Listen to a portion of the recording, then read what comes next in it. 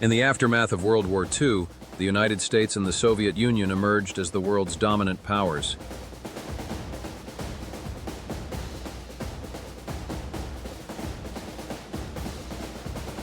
By the summer of 1945, while the primary focus was on troop redeployment and the establishment of occupation zones, military and political leaders also turned their attention to a vital post-war task, analyzing the conflict's lessons and implications. One of the earliest and most complex challenges faced by the victorious Allies in Europe was the governance of conquered Germany.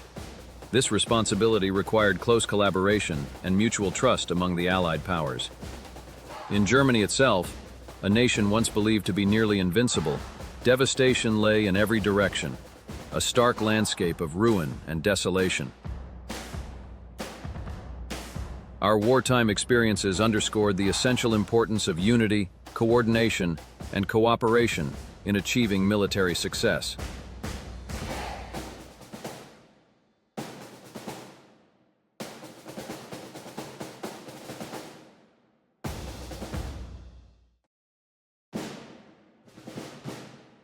The Allied victory, the greatest in the history of warfare, was the result of many factors.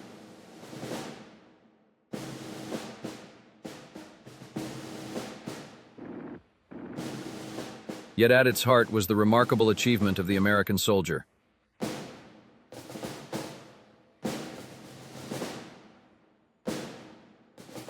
I have the proud privilege of speaking for a victorious army of almost 5 million fighting men. They, and the women who have so ably assisted them, constitute the Allied expeditionary forces that have liberated Western Europe. They have captured or destroyed enemy armies totaling more than their own strength. They have pushed triumphantly forward over the hundreds of miles, separating Cherbourg from Lübeck, Munich, and Leipzig. But all these agree with me in the selection of the truly heroic figure of this war. He is G.I. Joe and his counterpart in the air, the Navy, and the merchant marine of every one of the United Nations. He has braved the dangers of U-boat infested seas. He has surmounted charges into desperately defended beaches. He has fought his tedious, patient way through the ultimate in fortified zones.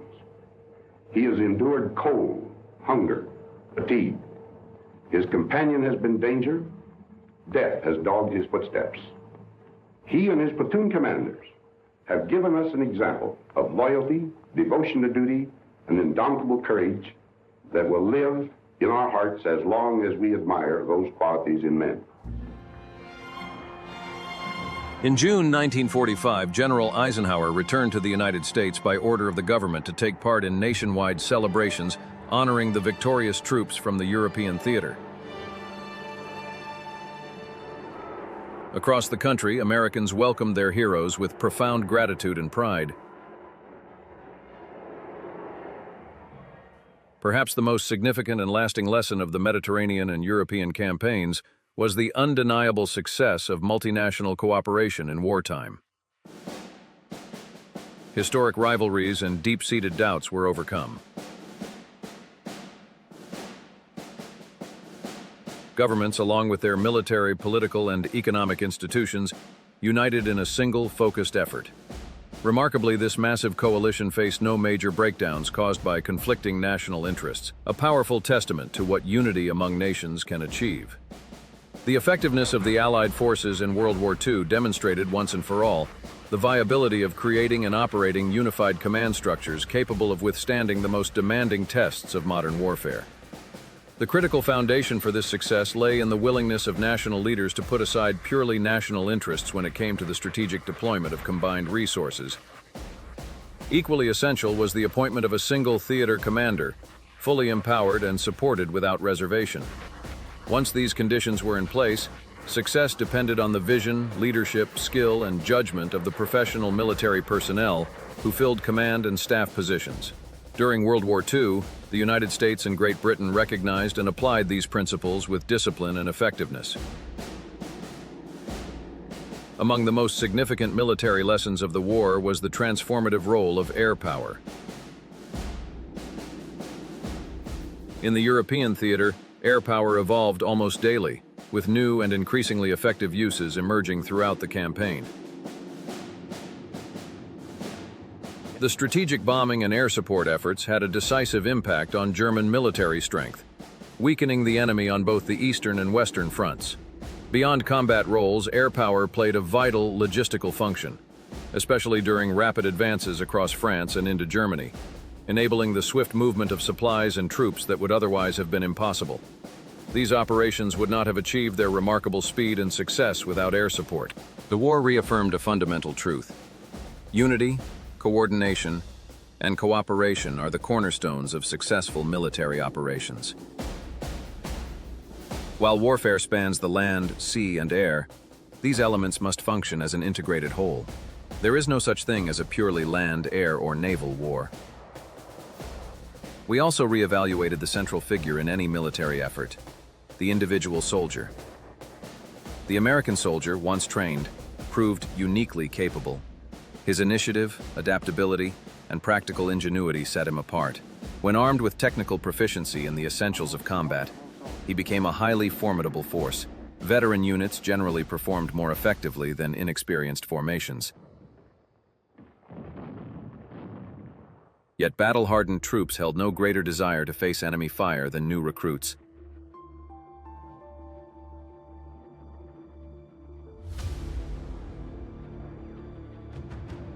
What set them apart was their ability to make full use of available firepower, mobility, and terrain. Early in the war, it became clear that a soldier's emotional resilience and spiritual strength were as vital to success as his weapons and training. Morale was not a luxury. It was a decisive factor in combat effectiveness. The campaigns in the Mediterranean and Europe were unprecedented in both scope and complexity. The U.S. Army undertook operations unparalleled in its history since its founding in 1775. In total, the European and North African operations required the mobilization and coordination of a vast ground force centered on 47 infantry divisions and their supporting artillery. Some divisions shouldered a disproportionate share of the combat burden. The 34th, 45th, 3rd, and 1st Infantry Divisions, for example, were in battle between 438 and over 500 days. An extraordinary record of endurance and sacrifice. No pre-war doctrine or mission statement could have accurately anticipated the scale, complexity, or demands of the campaign against the European Axis powers. Victory in the Mediterranean and European campaigns delivered a decisive rebuttal to those who claimed that democracies were too weak, too complacent, or too disunited to prevail in a global conflict. The results of these campaigns proved that free nations could fight with determination, produce with unmatched efficiency, and sacrifice collectively in pursuit of a just cause. Throughout the war, scientific innovation played a transformative role. In countless ways, researchers and inventors reshaped the nature of modern warfare. In early July 1945, I was informed of a forthcoming test of a new weapon, a product of American scientific ingenuity, the atomic bomb. Though I was aware of its potential significance, I expressed hope at the time that it would never need to be used. The thought of the United States leading the world into a new age of destruction weighed heavily on me. I was not yet fully aware of the vast, secret effort behind its development, or the urgency with which the scientific community had pursued this breakthrough. Then, in July 1945, deep in the New Mexico desert near Alamogordo, the most consequential scientific experiment in human history unfolded under a veil of secrecy. The automatic controls got it now. Rob, this time the stakes are really high. It's going to work all right, Robert, and I'm sure we'll never be sorry for it. Well, in 40 seconds, we'll know. Only a select group of top scientists, men like Dr. Vannevar Bush and Harvard President James Bryant Conant, and key government officials knew the magnitude of what was about to occur.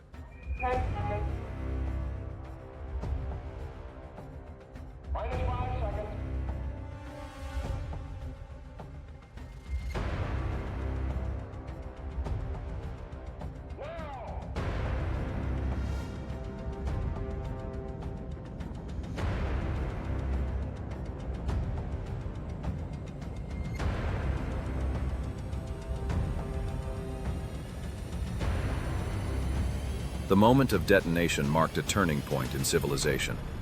In just seconds, the landscape of warfare changed irrevocably. All prior advancements in military technology, whether in weapons, strategy, or logistics, now seemed like mere stepping stones to this new, terrifying threshold. When the first atomic bomb was dropped on Hiroshima on August 6, 1945, the reports that followed left no room for doubt. A new era had begun. Centuries-old assumptions about warfare were instantly obsolete. From that moment forward, the logical objective of any future aggressor would likely be to amass atomic weapons and use them without warning against the industrial infrastructure and civilian populations of rival nations. Compared to this, even the massive devastation left behind in Germany seemed only a faint echo of what future wars might bring. Yet the evidence of destruction wrought by conventional war was still all around us. Germany lay shattered, its bridges collapsed, cities in ruins, factories silenced, and its once formidable industrial machine brought to a standstill. Between September 1939 and May 1945, tens of millions had perished across Europe, and countless more were displaced or left homeless. In Germany, after years of apparent invincibility, only ruin remained, a landscape flattened by ambition, arrogance, and unchecked aggression. Among the most haunting memories for American veterans of the European theater are those of the displaced persons, men, women, and children who had lost everything, or who could not return home for fear of renewed persecution.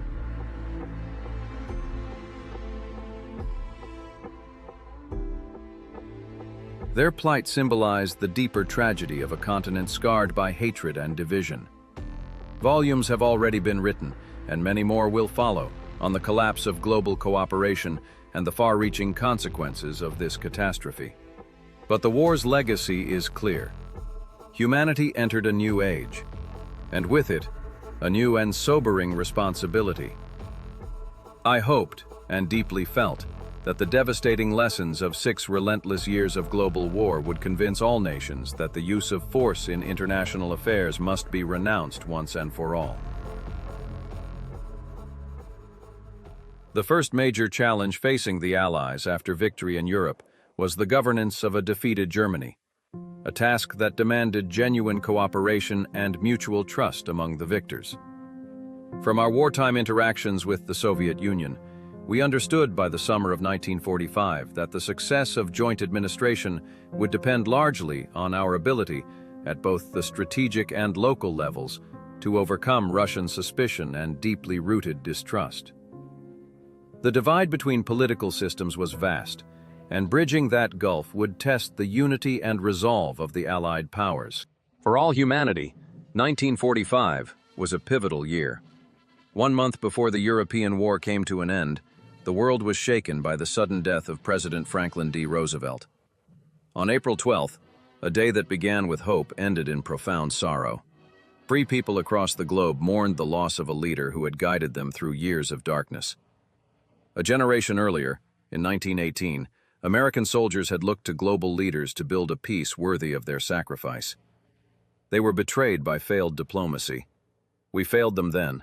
We cannot fail again, because to do so may mean the end of civilization as we know it. If the nations of the world are ever to achieve lasting peace, they must be willing to share sovereignty, pooling limited authority in a central body with the power to enforce collective decisions. Only through such unity can international order be established. Yet, in the formation of the United Nations, this principle had not yet been fully embraced. A democracy can offer no better protection to its soldiers than thorough training, physical, technical, and psychological, before asking them to risk their lives in battle. But because democracies often find themselves entering war unprepared, this training must take place during times of peace. Until global peace is a reality and disarmament a logical outcome, it is irresponsible, even criminal, to deny soldiers the preparation they need to survive. The tragic lessons of 1914 and 1939 remain painfully relevant. Until the world rejects the notion that war, competitive force, can settle human disputes, those lessons will remain unfinished and unheeded. At the close of World War II, the United States and the Soviet Union stood alone as the two dominant global powers. The end of the most catastrophic conflict in human history was met with euphoric celebration in Moscow. After 4 years of brutal and exhausting warfare, the Soviet people were overwhelmed with relief and pride. Germany's defeat marked a turning point for the Soviet Union, a moment of rising stature and global influence.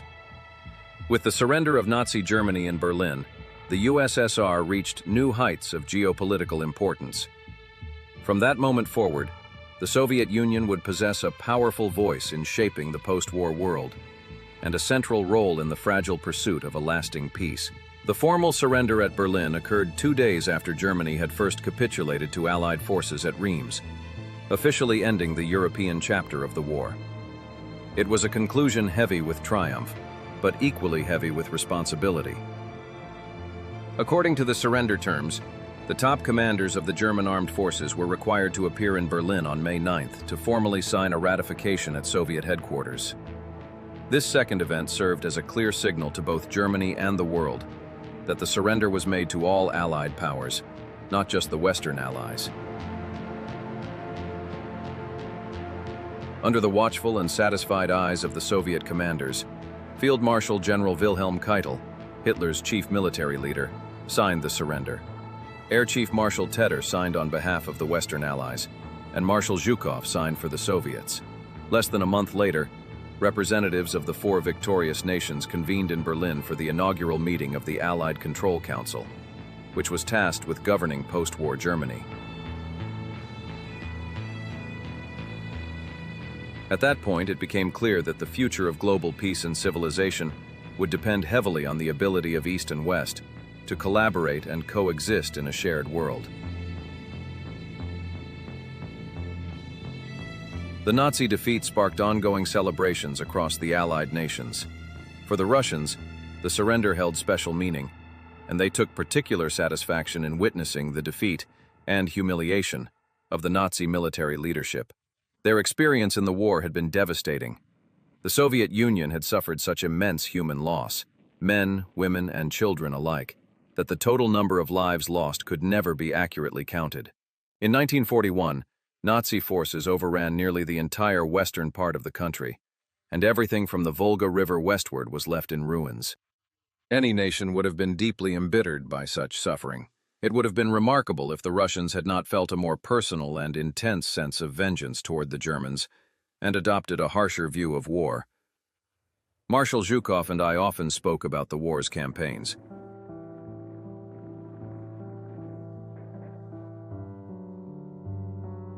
From our conversations, it became clear that many of the practices we considered vital to preserving morale and protecting our troops, such as the regular rotation of units and strategies to reduce unnecessary battlefield risk, were largely absent or unfamiliar in the Soviet approach. Even during their most successful offensives, the Soviet forces endured staggering losses.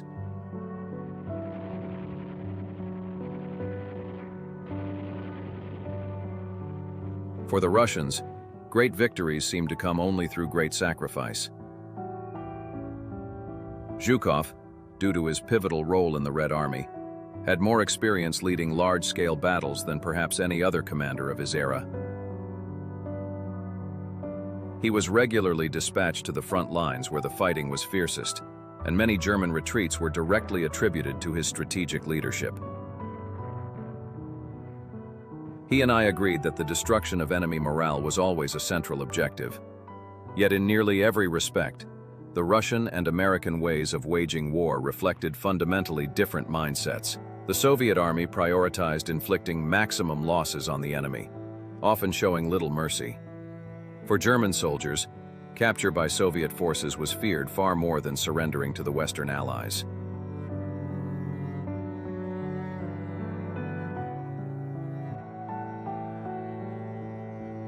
It was only in the final phases of the war that the Soviets began to see military results that matched the enormous price they had paid in blood and endurance.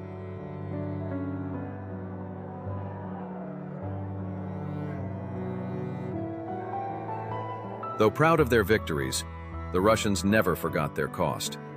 The extraordinary suffering of the people, the years of deprivation, and the devastation wrought across the Western Soviet Union made the Eastern Front one of the most brutal and tragic chapters in modern military history. Everywhere, the scars of Hitler's ruthless ambition were plainly visible, in the land, in the cities, and in the people who survived.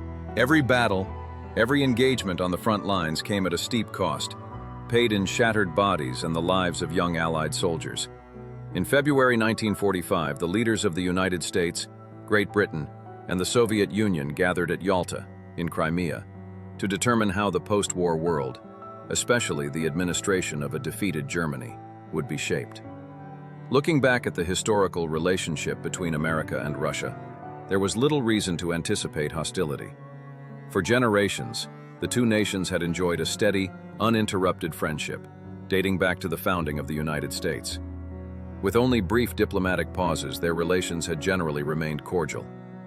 Unlike many European powers, both countries were relatively untainted by colonial conquest through force. Twice in modern history, they had stood as allies in war. Since 1941, the cooperation between the United States and the Soviet Union had been essential to defeating the Axis powers in Europe. Yet beneath this alliance, a deep ideological divide separated the two, each championing opposing systems of government and visions of society. This divide carried the potential to fracture the post-war world into two rival camps. If unresolved, it could spark yet another devastating conflict. But if that gulf could be crossed, if the two powers could learn to cooperate pragmatically, the foundations for a lasting global peace could be secured. No other division among nations posed such a serious threat to world unity, provided mutual trust between America and the Soviet Union could be achieved. Still, obstacles loomed large. Doubts, fears, and the weight of historical suspicion cast long shadows over U.S.-Soviet relations. Yet the consequences of failure were too terrible to accept. All efforts had to be made to find common ground and push forward in the hope of peace. Some Americans have since argued that the U.S. should have raced to Berlin to solidify post-war influence. But in March 1945, as our forces stood at the Rhine, Berlin was still 300 miles away, with the Elbe River another 200 miles beyond that.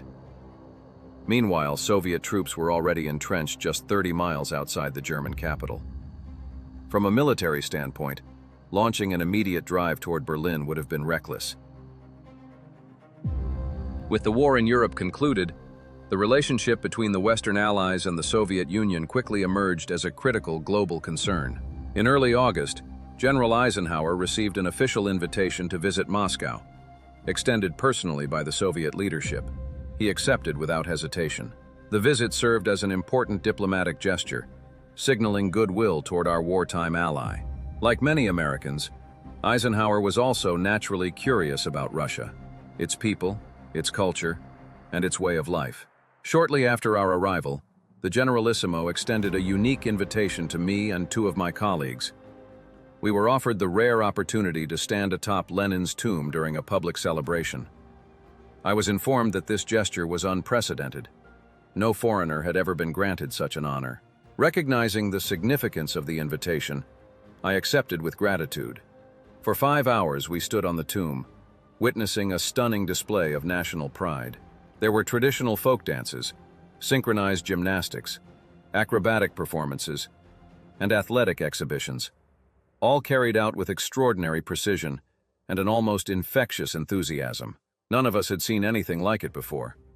It was an unforgettable introduction to a nation we had only known through the lens of war. While I appreciated the opportunity to visit a country new to me, I was even more encouraged by the implication that the Soviet leadership was, at that time, genuinely interested in fostering friendly relations with the West.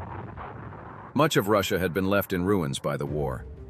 Soon after Victory in Europe Day, citizens across the Soviet Union, particularly in places like Stalingrad, began the enormous task of reconstruction.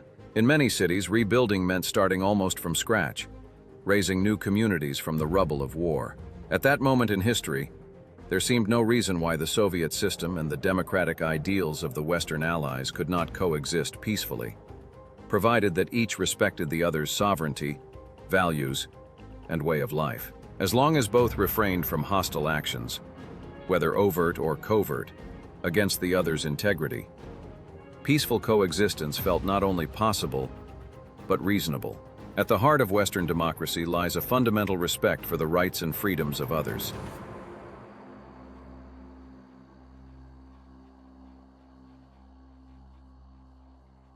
Although General Eisenhower found many aspects of daily life in Russia surprisingly similar to life in America, he was convinced that reconciling the ideologies of East and West was a far more complex and difficult challenge. Marshal Zhukov appeared to be a steadfast adherent to the principles of communism. While I rejected those beliefs entirely and stood firmly opposed to any system rooted in dictatorship, there was no doubt in my mind that Zhukov's convictions were sincere. As the wartime alliance began to fade into history, tensions between the United States and the Soviet Union steadily deepened. Nowhere was this growing rift more visible than in Germany, where the two powers frequently found themselves at odds over the administration of the defeated nation. The most dangerous flashpoint came with the Soviet blockade of Berlin, an attempt to sever the western sectors of the city from critical supplies. It brought the world perilously close to a new crisis. That act of Soviet coercion was met with resolve.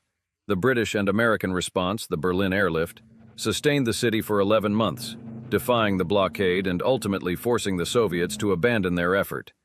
Still, the years that followed marked a steady unraveling of the post-war vision. The hope for swift, unified progress toward lasting peace and global disarmament began to dim. When the United Nations was born at the San Francisco Conference, the world saw it as a fresh chance for international cooperation and understanding. But the dream of unity requires more than declarations. It demands a willingness to adapt. The democracies must recognize that the world is now too interconnected for the rigid nationalism of the past. In an era when no nation is truly self-sufficient, isolation is no longer a viable path to security or prosperity. No country can afford to stand alone. If the American people confront this challenge with the same courage and clarity that their soldiers displayed in the crucible of World War II, then we need not fear the future. Between the victory in Europe and the final victory in Japan, in this most destructive of all wars, you have won a victory against war itself. If we had had this charter a few years ago, and above all, the will to use it, millions now dead would be alive. If we should falter in the future in our will to use it, millions now living will surely die. If the men and women of America can uphold the moral strength, clear understanding, and willingness to sacrifice that ultimately defeated the Axis powers, then freedom will endure, and with it, the hope that all nations may one day achieve a level of culture, peace, and security never before seen in human history. For millions of Americans, whether privates or five-star generals, their service in World War II remains the defining chapter of their lives. This vast global conflict, which spanned 6 years, claimed the lives of roughly 30 million people, both military and civilian. With a grim sense of justice, Germany, the nation that unleashed the war, was left in ruins. Victory came at a staggering cost. 13 million soldiers of the Allied forces perished in the fight. This devastating war, which engulfed continents, was sparked by a single man. In the early 1930s, Adolf Hitler began his ruthless rise to power, parading the growing force of his Nazi regime. Through propaganda and fear, he mesmerized millions of Germans, convincing them to follow his fanatical vision. Emboldened by early successes, the Nazis launched a relentless march across Europe. In just 9 months, they had conquered 6 nations, but each triumph only fed Hitler's hunger for domination. On a dark day in June 1940, German troops entered Paris. The once vibrant French capital quickly became a silent, subdued outpost of the Nazi occupation. With the European mainland under his control, Hitler turned his sights to Britain, unleashing a merciless aerial assault. In the pivotal Battle of Britain, relentless bombing by the Luftwaffe was met with unshakable resolve by the British people. from factory workers to Prime Minister Winston Churchill himself.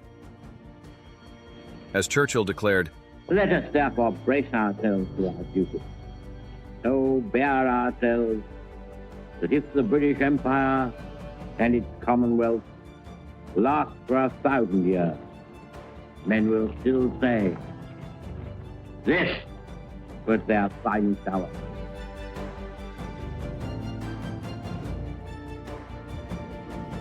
By December 1941, Japan had removed all doubt about America's role in the war.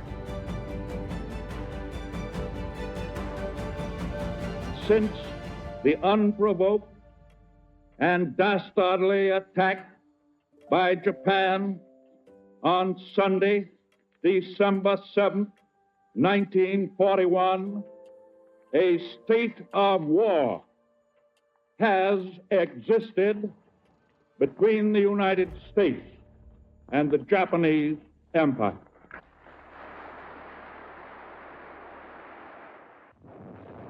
Across the perilous waters of the North Atlantic, American ships forged a vital lifeline, delivering troops and supplies to England in preparation for a direct confrontation with Nazi Germany. In the fading days of autumn 1942, an immense and silent convoy, carrying over 1 million tons of men and materiel, steamed toward Gibraltar.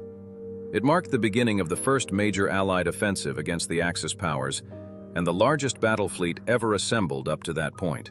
To the Allies' surprise, the convoys reached their destination unchallenged. The assault plan called for simultaneous landings at 3 key points along the North African coast. At dawn on November 8, 1942, Allied forces stormed ashore at Casablanca, Oran, and Algiers. Uncertainty hung in the air. How would the French forces, loyal to the Vichy regime, respond? On most beaches, resistance was light or quickly subdued. Within hours, all 3 landing zones were secured, laying the foundation for a broader push eastward. What followed were 6 grueling months of relentless combat. American troops, many seeing battle for the first time, proved their mettle in ferocious clashes with hardened German forces. Their courage and resilience were soon matched by the British 8th Army, advancing from the east through the harsh Libyan desert.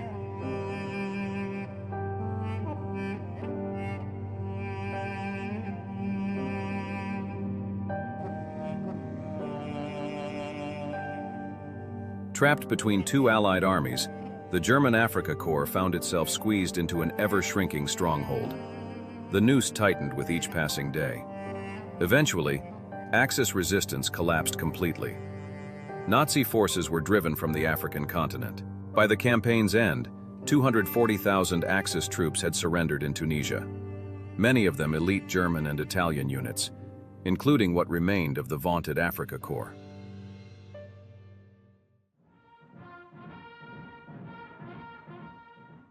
It was a sweeping victory, and on May 20th, 1943, the Allies celebrated in triumph at the Straits of Tunis. The next phase of the Allied strategy targeted Europe itself. First came the planned invasion of Sicily, followed by landings on the Italian mainland. For the first time in history, American paratroopers were deployed on a massive scale, preparing to lead the charge onto enemy soil in a new and decisive chapter of the war.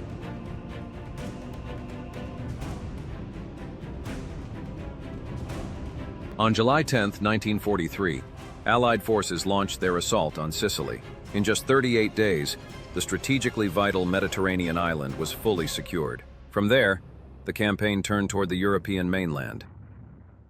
British forces under General Bernard Montgomery prepared to cross the narrow Messina Strait into southern Italy. While farther up the coast, the American Fifth Army landed near Salerno just days later, marking the next phase of the Allied advance.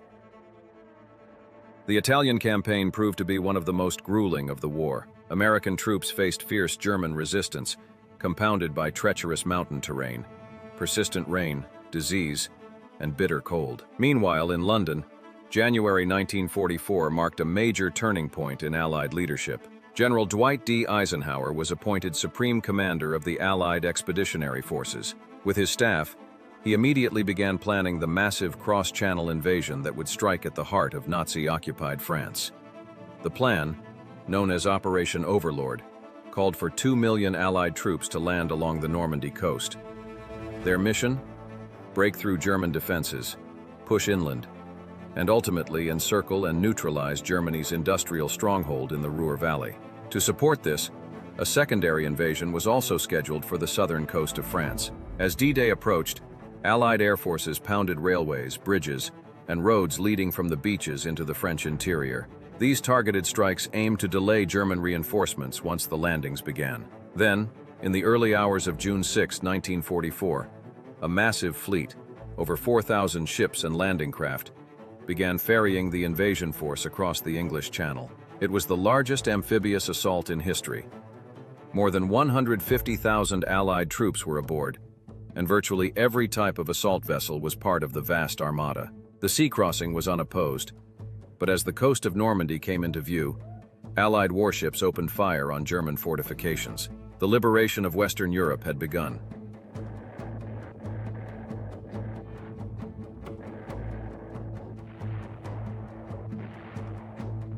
For many soldiers, this was their first experience in combat. As they sat in the landing craft, seasick and soaked, they knew the fate of the invasion, and perhaps the war, rested on their shoulders.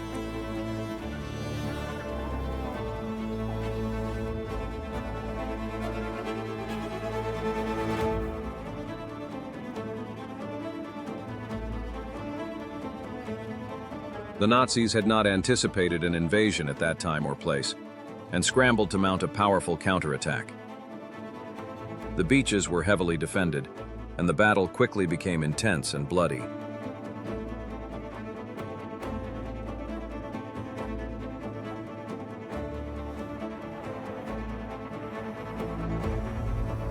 Nowhere was the resistance fiercer than at Omaha Beach.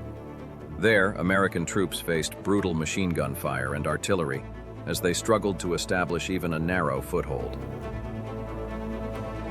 Some landing craft were hit by heavy seas and swamped before they reached shore, leaving exhausted soldiers in no shape to fight. Despite these immense challenges, the Allies held on. On June 7th, the day after the invasion, General Eisenhower and Admiral Bertram Ramsay, his naval commander-in-chief, toured the battlefront by destroyer. They witnessed firsthand the aftermath of one of the most daring and consequential military operations in history. D-Day marked the beginning of the end for Nazi Germany, but the road to victory would still demand enormous sacrifice. With the beachhead in Normandy firmly secured, Allied forces advanced inland, determined to keep German troops off balance and on the defensive.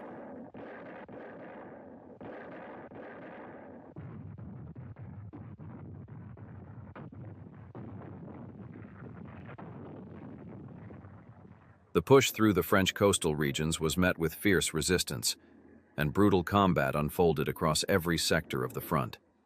Undeterred, American and Allied troops relentlessly battered Nazi positions. Less than 12 weeks after the D-Day landings, Allied forces reached the outskirts of Paris.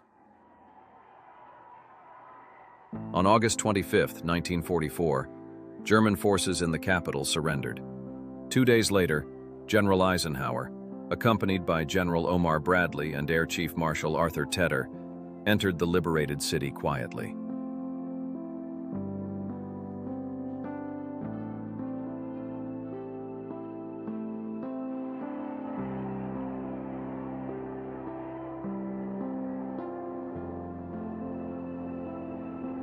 With reinforcements from the Allied landings in southern France, the combined forces pressed eastward across France, closing in on the German border. But the fight was far from over.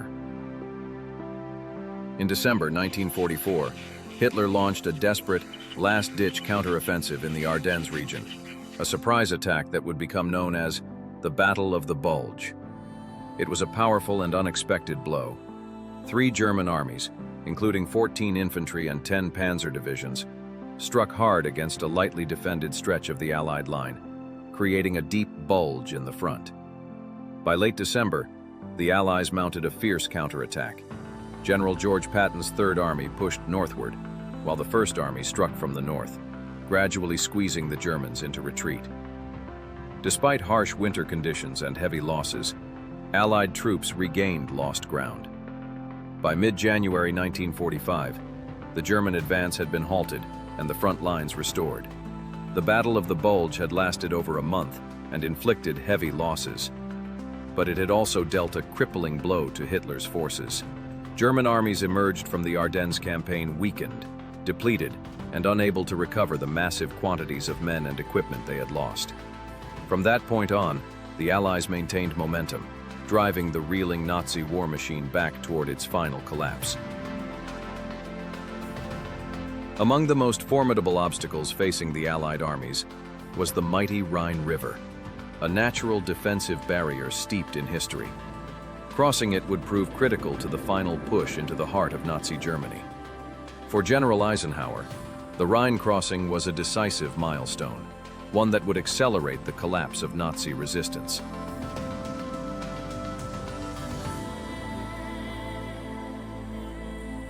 Supporting these amphibious assaults was a daring airborne operation the following morning. 2 airborne divisions, composed of paratroopers and glider-borne troops, descended behind enemy lines in what became the most successful airborne mission of the entire war. Their swift actions helped secure the eastern bank of the Rhine, allowing ground forces to consolidate their position and press relentlessly deeper into Germany. Prime Minister Winston Churchill undoubtedly felt a profound satisfaction as he symbolically stepped onto the far side of the Rhine, Germany's traditional defensive stronghold. This moment likely represented more than just a tactical victory. It marked the turning point in overcoming an enemy who, 5 years earlier, had pushed Britain to the brink of defeat. In the weeks that followed, the Allied offensive gained unstoppable momentum. Along the way, many American soldiers previously captured by the Nazis were liberated from prison camps. Just 7 weeks after the initial crossing of the Rhine, American and Soviet forces met at the Elbe River, signaling the imminent collapse of Nazi Germany. Under the leadership of Marshal Zhukov, Russian forces advanced relentlessly into the heart of Berlin.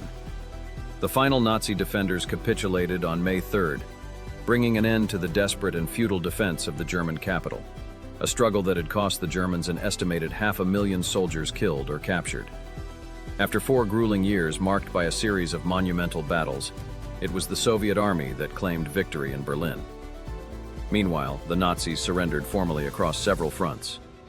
On May 4th at Lüneburg Heath, they relinquished control of their northern forces to the Allies, represented by Field Marshal Montgomery. The complete surrender of Nazi Germany came on May 7th at Reims. There, Colonel General Alfred Jodl, one of Hitler's most trusted commanders, signed the unconditional capitulation on behalf of the German High Command. General Walter Bedell Smith represented the United States and the Allied nations in accepting the surrender, signaling the end of the most devastating war in history. The Allied force, which invaded Europe on June 6, 1944, has, with its great Russian allies and forces advancing from the south, utterly defeated the Germans by land, sea, and air. This unconditional surrender has been achieved by teamwork. Teamwork not only among all the allies participating, but among all the services, land, sea, and air. To every subordinate that has been in this command of almost 5 million allies, I owe a debt of gratitude that can never be repaid. The only repayment that can be made to them is a deep appreciation and lasting gratitude of all free citizens of all the United Nations.